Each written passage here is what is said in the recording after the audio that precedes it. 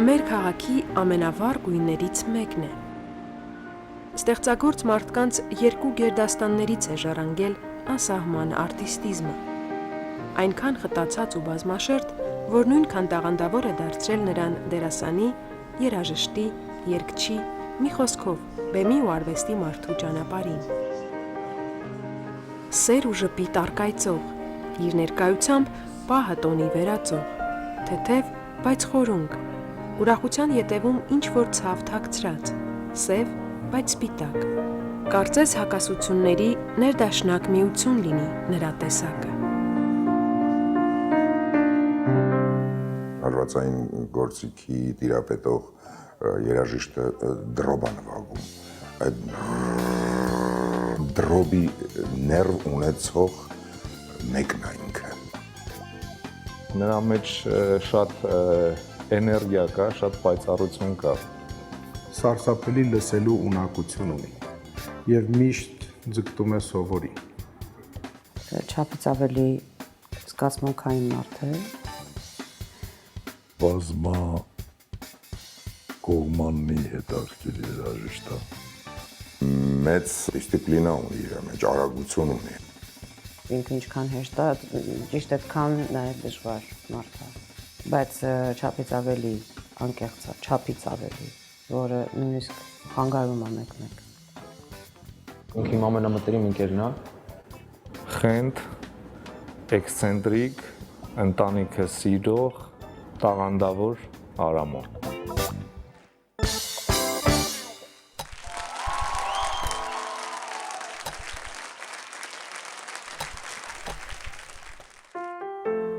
Իմ անվան պատմությունը շատ հետաքրքիր է, որովհետև մայրս ասեց պետք է Առաքել դնեն, այսինքն պապիկիս, հայրական պապիկիս հոր անունը Առաքել։ Դե չէի պատկերացնում ինձ հիմա Առաքել Գևորգյան կամ Առաքելո ինչ կլներ, եւ իմ անունը շատ հետաքրքիր պատմություն ունի։ Մենք քանի որ նկարիչների եւ գրողների շենքում ենք ապրում, նույն Բաքում, եւ այնտեղ ապրում է նաեւ Իսաբեկյանների ընտանիքը, Արամիկ Իսաբեկյան։ Ես դեռ ծնված չեմ լինում եւ եղբայրս 4 տարի մեծ Աշոտը։ Եղբայրս խաղալուց Արամն էլ է Բաքում լինում, դե Արամը ավելի եղբորիցս մի քիչ տարիքով եւ կանչում են Արամո Արիտուն, Արամո Արիտուն, խաղալու ժամանակ Բաքում։ Եղբայրս ֆիքսում է Արամո Արիտուն եւ գալիս է մորս ասում, որ ես Արամո եմ ուզում։ Չէ, որ եղբայր եղավ, պետք է Արամո լինի, Արամո եւ տենց ես կնքվեցի Արամ Գևորգյան։ Մայրս, որը մանկավարժ էր, տնօրեն էր մանկապարտեզի 20-30 տարի տնօրեն է եղել։ Հայրս, որը նաև կոշկար մոդելոր էր, որով ես հպարտ եմ, եւ ցավոք ես շատ երիտասարդ 15 տարեկան երեխա եմ, որ հայրս մահացավ եւ այդ բանը չզգացի, հոր այդ շունչը կյանքը խոսելը, հիմա որ կասես ինչ երազանք ունես, կասե երազանքներից մեկը կլիներ, որ ես հորս հետ մի քիչ շատ հիմա շփվեի, հիմա լիներ շփվեի, մի բաժակ բան բաժակ բարձրացնեի այդպես, եւ շատ արտիստիկ անձնավորություն էր։ Մայրս պատմում է, որ ես պետքա չծնվեի եւ չեն սպասում իմ գալուն։ Եվ ես ծնվում եմ 6 ամսական, 900 գրամ, բժշկական երշիկի չափսնց երնացից, պուճուշ երևույթ եղել։ Եվ տենց մայրս 8 ամիս տատիկներիս հետ, բոլորի հետ ինձ Աստված ցանկացավ երևի թե որ ես ապրեմ, թե չէ չգիտեմ ինչ կլներ իմ հետ, ճակատագիրս ինչ կլներ, ճակատագիրը ցանկացավ որ ապրեմ ես։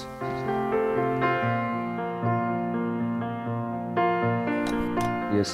մինչև 2-3 տարեկան չէի խոսում, ոչ մի լեզվային բան չկար, իմ լեզուն էր եւ ինչ որ օրինված բառեր էի ասում, հասկացնելով բոլորին, որ սա եմ ուզում, նա եմ ուզում, մինչև 3-5 տարեկան չեմ խոսած ոչ մի տար։ Բայց շատ երաժշտական եմ եղել եւ ասեմ մեր մյուս բարեկամներից մեկը, որով հպարտանում եմ նաեւ տատիկիս մորական քերու տղան, դա Գուսանաշոտն է։ Եվ երբ որ 4 տարեկան եմ եղել, մայրս այշում Գուսանաշոտ եկել է տատիկի մոտ, այսինքն հյուր են եկել,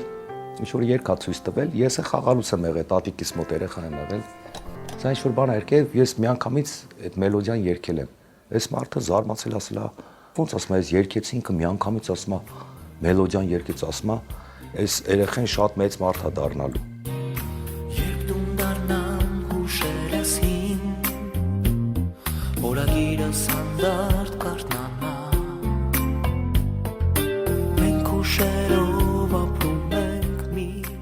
կար բակային ճամբար հասկացողություն։ Այն ժամանակ ջերմուկի եւ լիմոնադի արկղերը փայտից էին, հիմիկվա այդ պլաստիկ բաները չեն։ Այդ փեդերը դնում էի, ինչ որ հարված են երկու հատ փեդ է վերցնում, մտնում ես հարվածային գործիքներ, տան աման չամանը դնում էի, թե սա հարվածային գործիքները այդ տարելկաներն են։ Երեխեքը երգում են, եսը նվագում են։ Ինձ Չայկովսկիի երաժշտական դպրոց չեն ընդունում, որտեղ ասում են ռիթմը 2-ա, լսողությունը 3։ Մայրս հուսախաբ գալիս է, դե որ չկա երաժշտական բան չկա, բայց զգում եմ, որ ինչ-որ բան կա մեջս։ Էմմա Վահանովնան, Դավիթ Բեջանյանի մայրը, հոգին լուսավորի, տեսնում է բակում, նույն բակում ենք։ Ձեռքս վերցնում եմ, ես փոշոր, ման 7 տարեկան եմ, ինչ եմ։ Բարամով գնում ենք մի հատ երաժշտական դպրոց, սա այդնովա գանք։ Մենք գնում ենք ընդունելության քննություններ, ասում եմ, շատ լավ երեխա են բերել մեր բակից, ուզում եմ մի հատ լսեք։ Ես քարտնած այդ ֆուտբոլային, համերգային փոշիների մեջ ծափ են տալի ռիթմը ստուգում են, սլուխը ստուգում են 5-եր եմ ստանում սա այդնովայում։ Ասում եմ բացառիկ ռիթմի զգացողություն ունի եւ լավ սլուխ։ Մենք ընդունում ենք հարվածային գործիքների բաժին, Փայլուն մի դասատուի մոտ, Քրիստաֆոր Զաքյանի մոտ, որին երախտապարտ եմ սաղ կյանքս ամեն ինչի համար եւ կարմիր դիպլոմով ես ավարտում եմ Սայտնովայի անվան դպրոցը։ Երբ որ երեխա եմ եղել, ամբողջ հայ ֆիլմը կինոստուդիայի աշխատակիցները, երբ որ Էդմոնդ Գարգինիչ Քյոսյանը գալիս էր Երևան, հորաքրոջս ամուսինը։ Դե լինում էր հայ ֆիլմում, բայց ամենաժողովները մեր տանն էր, Բայր Տերյան 65-այում էր լինում։ Դա բնականաբար քո արյան մեջ քո շնչիքու հոգու մեջ մտնում է ուզես թե չուզես այդ ատմոսֆերան։ Երբ որ ես ավարտեցի Սայտնովայի անվան երաժշտական դպրոցը, պետք է գնայի կոնսերվատորիա։ Այդ ժամանակ եղբայրս ընդունվել էր արդեն Թատերական ինստիտուտ Խորեն Բաբկենիչի լսարան։ Եվ ես եղբորս հետ շատ մոտիկ էի, տարիքային 4 տարի էր, բայց մտերմություն կար։ Եվ ես եղբորս հետ գնում էի Թատերական ինստիտուտ, մտնում էի այտենց սկսեց տանել ինձ այդ մթնոլորտը, ամեն ինչ սկսեց ու ես եկա մայրիկիս կտրուկ ասեցի, որ ես կոնսերվատորիա, ես պետք է գնամ Թատերական ինստիտուտ, ասի այո։ Ես կանձնեմ այդ կոլոկվիումները, ես կանձնեմ դերասանի վարպետություն էտյուդներ են, բեմական խոսք չգիտեմ ինչը։ Եվ ես հանձնեցի ու ընդունվեցի։ Արտաքնապես նա միշտ էլ կոկիկ էր, մոդայիկ եւ գունեղ, այսինքն երբեմն անգամ էքստրավագանտ։ Եվ մեկ-մեկ էլ բանի ֆարսի հասնող կլաունադայի գունեղություն էր ընդունում, ասենք դեղինը կապույտը կանաչը խառներ իրար կակն։ Հիմա էլ է այդպես։ 2.5 տարի հետո ուսումս մնաց կիսատ, որտեվ ընդունվեցի ես պետական էստրադային ջազ օրկեստր Օրբելյանի։ Երազում էի գալիս էի այդ աֆիշաների մոտ նայում ասում էի Աստված արես նոր կարող է ես հանկարծ գտնվեմ այդ օրկեստրում կանգնած ինչ որ երգե մայստրոն ինձ լսի։ Աշոտը Մինասյան շեփորահար։ Արասեց արեմ արի մատ գնանք Օրբելյանը լսի էլի քեզ։ Վայ ասի ես չեմ գա։ Չէ, սառնած սարսուռ անցավ։ Ասեց չէ գնում ենք։ Ու մենք գնացինք նոյեմբերի 1-ը 86 թվական այս տարի 30-ամյակն է բեմական։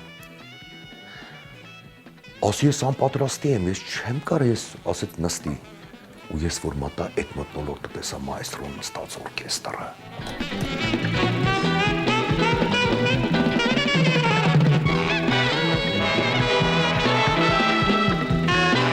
Ասեցին մայստրո ջան, մա ջայլ տղա է 16 տարեկան։ Մատ լսեք, էլի ասեց ընդմիջմանը կլսեմ։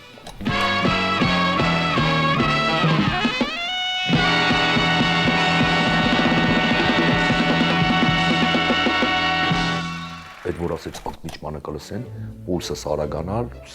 բերանես չորանալ, ասեց մальчика, ну иди сюда, Օրբելյանա, это արդեն սարսուռ, ասի, դա маэстро, ну что ты можешь делать, ասի я на барабанах играю, вот я закончил школу Սայտնովա, ասեց на барабанах, а ну сыграй, դե ես նստեցի սկսեցի նվագել, մեկ էլ վախից ինչ կլինի, աչքերս փակ, ինչ որ նվագում են երաժիշտները, еще что можешь, ասի на бонгах тоже могу играть. Այդ կոնգաների վրա նվագի, ասի մագու պետք, այդ ռիթմիկ բաները ասեցի, ասեց լադնա, բայց ինքը չասեց, որ ինչ-որ բան է, ինքը շատ զուս պահեց իր մեջ մայստրոն, ես դուրս եկա, ոչ մի բան չեմ հիշում, ինչ եմ արել, ոնց եմ արել, ինչ ա եղել, սաղ աշխարհը փակվեց իմ դեմ, ոնց որ ուրիշ մթնոլորտի մեջ լինեի։ Ուզում էի գնա, Աշոտը տղեկ ասեցին, Ազի ջան, ասեց սպասի, եկա կաբինետում, ոնց էս դատարան մտնում են վախից, որ նստես, չնստես, փախնես, ուզում եք փախնեի, որտեղ մեր տունը հենց մոտ էր, ուզում եք փախնե, ասեց դու ընդուվել ես էստրադային ջազ նվագախումբ եւ ամսի 3-ին մենք գնում ենք Մախաչկալա։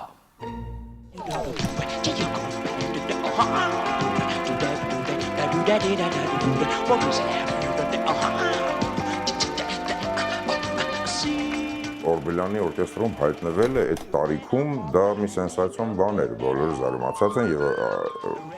Արամոն քաղաքում կենտրոնական ֆիգուր էր։ Մեր մայեստրո Կոնստանտին Օրբելյանի մոտ նա նաև փոխարինում էր մեր հայտնի թմբկահար Ռոբերտ Եղոչյանին եւ նա փայլում էր համ Օրբելյանի օրկեստրում, համ հետագա իր տիկնոջ հետ դուետներում։ Եվ շատ հետաքրքիր երաժիշտ է, շատ։ Որը անընդհատ ինձ զարմացնում է իր բազմակողմանի մոտեցմամբ։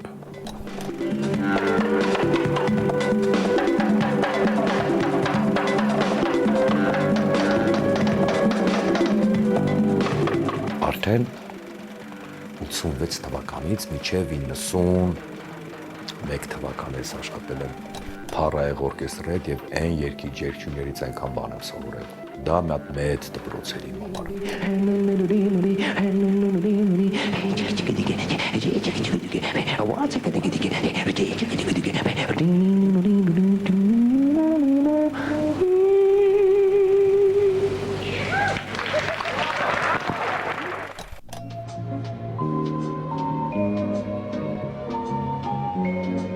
Տղամարդիկ սիրում են ստեղծել, պայքարել, գրավել աշխարհը, կամ գոնե դրա մի մասը։ Իսկ ամենից շատ ձգտում են գրավել այն միակի սիրտը, որի հետ ուզում են համատեղ քայլել, ստեղծել մի նոր աշխարհ, առանձին մի մոլորակ։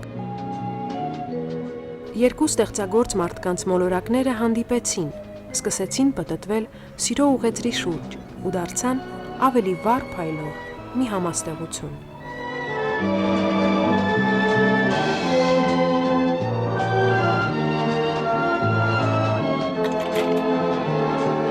Տղամարդիկ ֆիլմը հիշում ենք մենք, Արամը հայրս, դերակատարը Արամ էր անունը, բայց սիրահարվում է ում, ջութակար աղջկա։ Եվ ճակատագիրը բերեց նրան, որ Արամը, իրական Արամը, ամուսնացավ Էմայի հետ ջութակար։ Այն ֆիլմը նկարելով դարձավ իրականություն իմ ընտանիքի ճակատագիրը ու միասնությունը Էմայի հետ։ Արամը ամուսնացավ Էմայի հետ ջութակար։ Հետաքրքիր է, չէ՞։ Երբ որ մենք ծանոթացանք, ես ուսանող էի կոնսերվատորիայի եւ ինքն էլ շատ հաճախ սիրում էր շրջել կոնսերվատորիայի դիմացի այգում իրենց տարօրինակ շան հետ, որը երկարականջներ ուներ եւ ոչ էլ հաչում էր նորմալ, ոռնում էր։ Արդեն հետաքրքիր եւ տարօրինակ մի տեսակ էր մարդկային, որը իր տարօրինակ շան հետ, որը չէր հաչում, զբոսնում էր եւ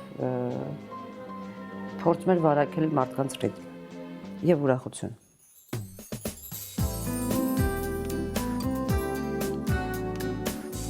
Արամոն ու Էման սարսափելի տարբեր ստրուկտուրա ունեցող մարդիկ են, ոչինչով իրար նման չեն, նրանց նմանությունը նրանց միջուկի մեջ է, բայց միջուկը ուժեղ ու պինդ է, երբևիցե չես կարող նմանեցնել Էմային Արամոյի հետ, որովհետև իրոք դրանք տարբեր բևեռներ են, բայց նրանց կապում է իրար այդ միջուկի հզորությունը, միջուկի մաքրությունը, միջուկին հավատարիմ մնալը։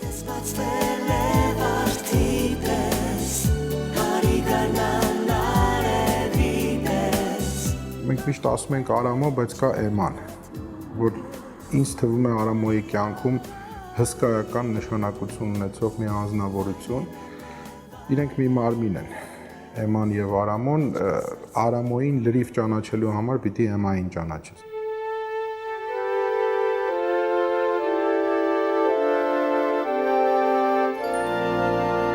Էման մտ լավ դաշտային ծաղիկ է, Էման վարդ չի, Էման դաշտային ծաղիկ է սիրում։ Այդ վայրի գեղեցկություն ունի ներքին, ու արտաքին գեղեցկություն, որ գրավում է, իր լռությունն է քեզ տանում։ Ինքը չի երգում, ինքը պատմիչ է, պատմում է, իր լռությունը ինձ տարավ։ Ոչ ստանդարտ տեսակի կերպար է եւ հետաքրքիր է տենց մարդու հետ ապրել։ Եվ դժվար է եւ հեշտ է, որովհետեւ դու չգիտես 5 րոպե հետո կամ 1 րոպե հետո իր սանդղակը ինչ տատանումներ կունենա եւ արդյոք դու կարող ես իր հետևից հասցնել։ Մինչեւ դու փորձում ես բարձրանալ, գնալ իր հետից ու պսի հասկանաս, ինքն արդեն հաջորդ ալիքի մեջ է գտնվում։ Ես սիրում եմ ոչ ստանդարտ մարդկանց։ Իմ տեսակի մարդկանց շատ դժվար է կարելաս, կարող եմ 4 օր հետո ասես լավ հասկացում, լավ գնամ, ինչը չեմ կարող։ Այդ քո էներգիային, այդ ամպլիտուդներին չեմ կարող։ Ինքը արդեն հանգիստ գիտի, որ վարքյանին ես ինչ եմ, ոնց պետք է հանգստացնի, ոնց պետք է զբան ասի, որ ազդի, ոնց էլ ինքը սաղ արդեն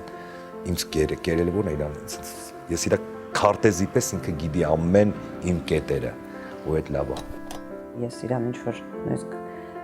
նամակ գրեմ, որ Արամ բազմակետ եւ կարծում եմ ինքը հասկանում է նամակս ինչ է նշանակում։ Եվ մենք արդեն 24 տարի է վստահ եմ երկար տարիներ էլ է ապրելու ենք, երկար։ Ես շատ ուրախ եմ, որ կա նաև Ավոն, Արամոյի շարավիղը, իսկ Ավիկը ինքը արդեն նոր սերունդն է։ Ավիկը շատ բան ունի ասելու եւ արդեն սկսել է ասել։ Պարզ է, որ նման հայրիկից ու մայրիկից տաղանդավոր զավակ պիտի ծնվեր,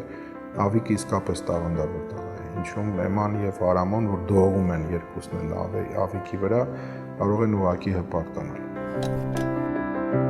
Ավիկը ծնվել է Զատիկի օրը պատարագի ժամանակ ժամը 7:15 ապրիլի 10-ին 93 թվականին։ Կյանքս կարող եմ ասել, որ 360 աստիճանով փոխվեց։ Ես 44 տարեկան հորս կորցրեցի 15 տարեկան էի, հիմա ես 48 եմ ու Ավոյիս հետ եմ, ես Ավոյիս հետ ընկեր եմ։ Կյանքի հա ինչ որ этаպներում շատ անգամ ինքը թողնում է, որ ես ինչ որ բաների գամ ասնեմ, ու հետո տենց քմծիծաղով ինձ նայում է, որ ես քեզ չէի ասում, բայց ես ամեն ինչ լավ հասկանում, այ դու հիմա ինքդ արդեն հասկացար։ Դա էլ եմ շատ թանկնահատում իր կողմից։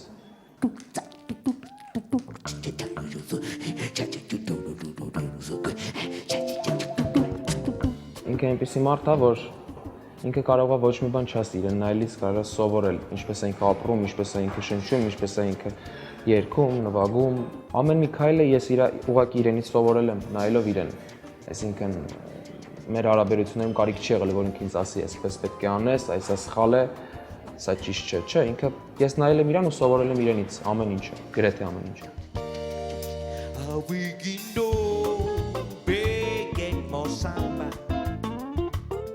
Ես ժառանգել եմ իրանից կյանքի ռիթմ առաջինը, որը նաև ազդում է երաժշտական ռիթմի վրա, շատ բնավորության գծեր, որ կարելի ասել ոչ թե կրկնօրինակում եմ իրեն, այլ նույն ձև ենք մենք, այդպես է ստացվել։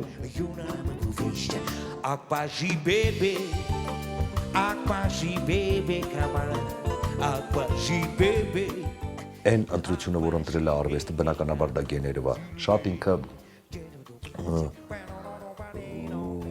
շերտերը շատ են Ավոյի մոտ, նույն գրելու ձիրքը Էմայից, Էմա շատ սիրում նաև գրում է, Ավոն էլ է լավ գրում, նույն երաժշտական ստեղծագործությունները, որ ինքը գործիքավորում է կյանքում ինչ ցույց չի տվել, հետո է ցույց տվել, երգային բանը, նաև ջութակը, խորը տղա է, շատ նուրբ, հոգուտեր է, շատ ձիգ է, շատ կտրուկ է։ Նորից մի լույս հեռվում, թող քեզ նատաներում, օտարես ապերում, ծապերես դու բանտրում, թող որ Ես 17 տարեկանից մեկնեցի Գերմանիա սովորելու, չգիտեմ դա առաջինը դժվար էր ինձ համար, թե իրենց համար, բաց թողնը, ես իրենց բաց թողեցի, թե իրենք ինձ, կամ այդ երկուսը միասին, բայց այն որ իրանք էստեղ ինձ անընդհատ հայրեսի հետ կապի մեջ, անընդհատ որտեղ ես ինչ ես անում, ես մտածում եմ որ հեսա կգնամ Գերմանիա ու դա մի քիչ կթուլանա, բայց ընդհանրապես դա կրկնապատկվեց։ Հայրս ավելի էր ցույց տալիս իր կարոտը, անընդհատ զանգեր, անընդհատ որտեղ ես ինչ ես անում, քանի ժամ ատեղում փորձել, երբ ես վերջացնում, երբ ես գնալու տուն, ում տեսար, ինչացի է անկերդ կամ չգիտեմ, սենց ինչ որ հարցեր։ Ու ես զգում եմ, որ ինքը շատ ավելի շատ է իր մեջ, հա, այդ երրում, որ իր որդին հեռացավ իրանից։ Ես կարծում եմ, որ մենք հետաքրքիր թիմ ենք եւ սիրում ենք լինել հետաքրքիր, կարծում եմ։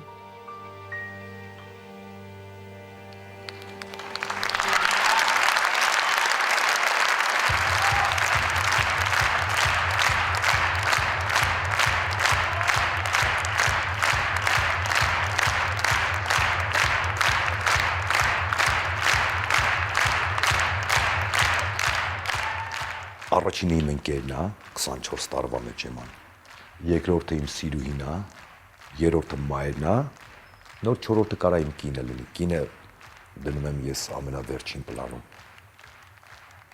Ես ընկեր եմ Արամին, Արամը ընկեր է ինձ եւ չունենալով մինչ օրս ոչ ԶԱԳՍ-ի վկայական, ոչ էլ ցավոք սրտի եկեղեցի, մենք այսօր շատ ամուր ենք փայփայում մեր ընկերությունը։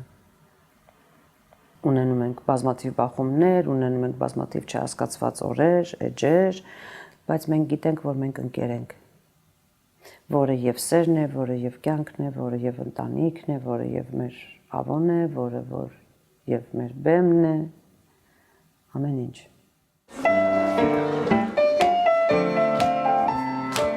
Իր անցած ճանապարհին հետ նայելով Արամոն չի մատնանշում մրցանակներն ու հաջողությունները։ Նա հիշում է մարդկանց, ու ինչպես ինքն է ասում, իր մտքում ապրող ֆիլմի դրվագներն ու դրանց հետ կապված ապրումները։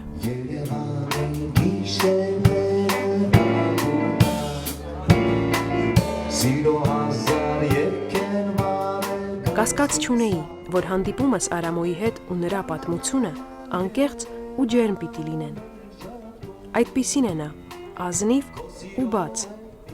Մտքերի ու հույզերի տարափի մեջ իր տեսակը լիարժեք բանաձևող։ Իրեն բնորոշ ռիթմով վարակող մի մարդ, որը չի հոգնում այդ բուռն ընթացքից։ Պարզապես երբեմն կանգ է առնում, որ հետո նոր լիցքով շարժվի առաջ։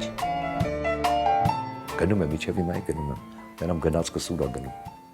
Մեկ-մեկ կայարաններում կանգնում եմ, դուրս գալիս է։ Բայց չգիտեմ ուր է տանում գնացքը։ Հələ որ լավ է տանում։ Քարածուխը չի քչացել մեջիս։ Գա, շարժիչը աշխատում է։ Իր լավ վատ կողմերով։ Շտապում է, անընդհատ շտապում է, ուր է շտապում չգիտեմ, ինքն էլ չգիտի։ Անընդհատ արագ է ուտում, արագ ծխում է, արագ որոշում է կայացնում, արագ, ուզում է արագ լինի ամեն ինչ։ Ասում եմ, գիտես ինչ, ես չեմ հասցնում, ու չեմ էլ ուզում հասցնել, և չեմ էլ կարող հասցնել, որտև այդ արագությունը ինձ շնչահեղձության է հասցնում, էլի։ Բայց ես հասկանում եմ, որ, հա, ինքն էլ է հասկանում, ադրամ ասում, չգիտեմ որտեղից է գալի դա, ինքն էլ չգիտի որտեղից է գալի։ Ինչ-որ մեկներն ասում, պիտի արագ անես, չէ երև, եթե ինքը չի կարողանում իրան սանձի, ուրեմն ինքը արագ է անում։ Ուրեմն մի բան կա, որը ինքը ուզում է հասցրած լինի։ Ինչ, չգիտեմ։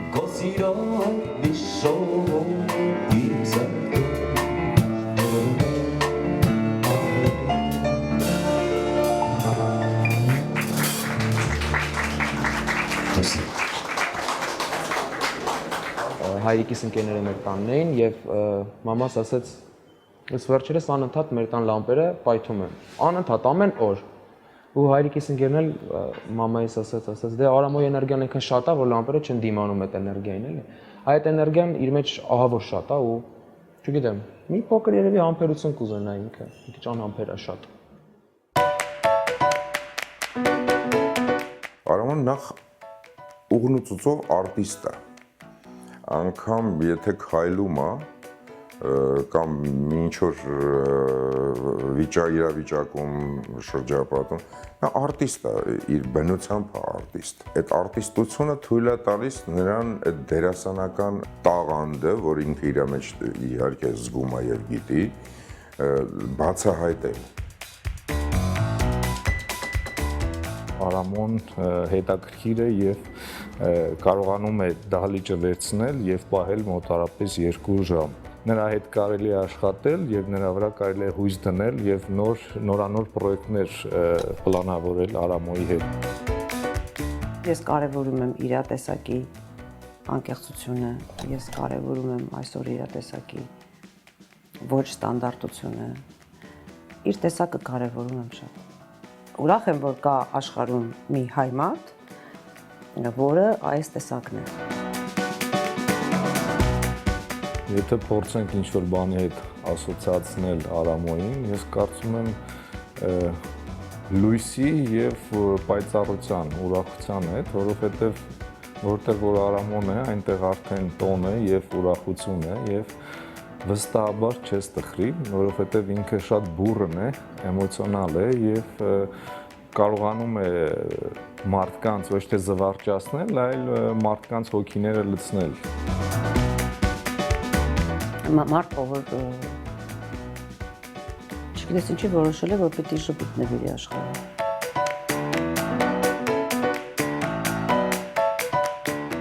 Ես կարծում եմ իր առաքելությունը հենց դրանում է կայանում, որ ինքը կարող է կենսախինդ ներկայանալ, բայց կադրից դուրս լրիվ ուրիշ մարդ լինի, մարդ, որը ամեն վայրկյան ցավում է այս երկրի համար, մարդ, որը ապրում է խնդիրներով, դժվարություններով եւ փորձում է այնպես անել, որ այդ դժվարությունները բաժին չհասնեն ապագա սերունդներին։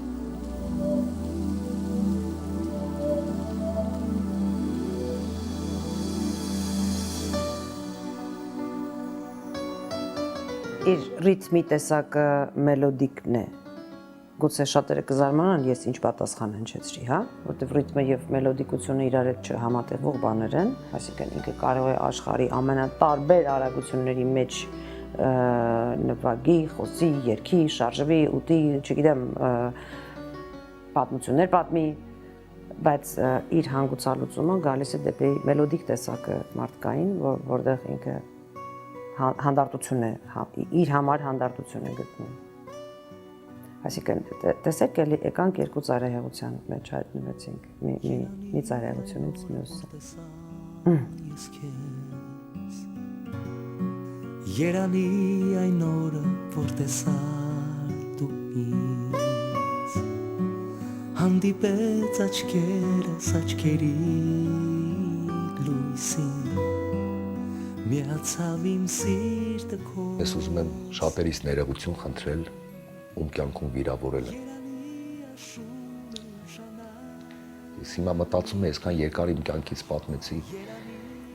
իսկապես ես մեկ մտածում շատ թողներ են ինձ այն մարդիկում ես փոքր ինձ ցավ եմ պատճառել կամ անուշադիր եմ եղել կամ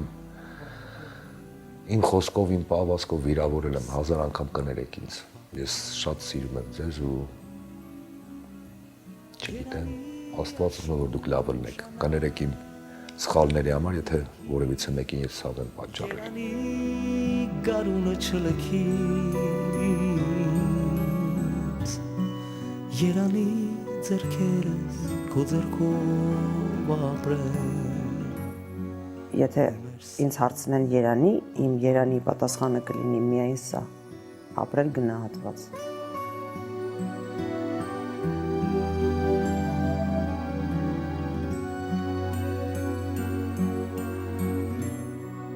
Երանի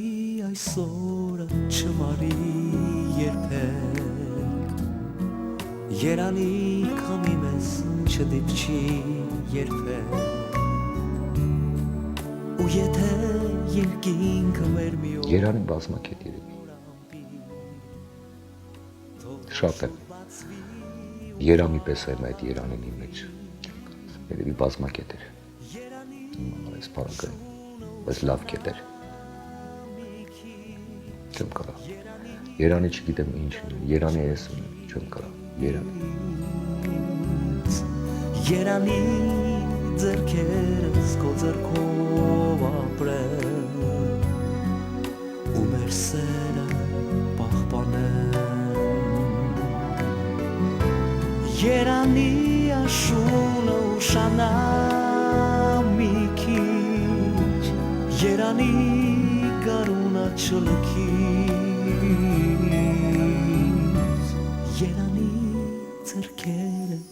ձեռքով ապրեմ ու մեր սերը պահպանեմ